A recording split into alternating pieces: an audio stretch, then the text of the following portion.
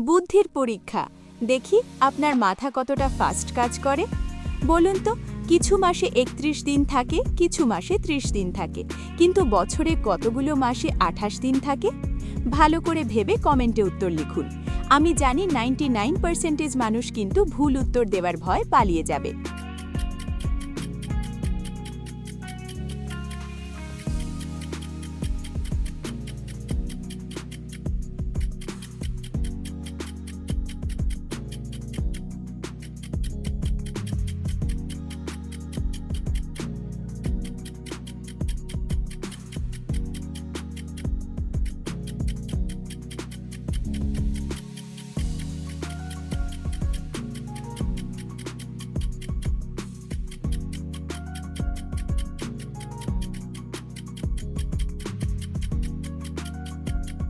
সঠিক উত্তর দেখুন কমেন্টসে।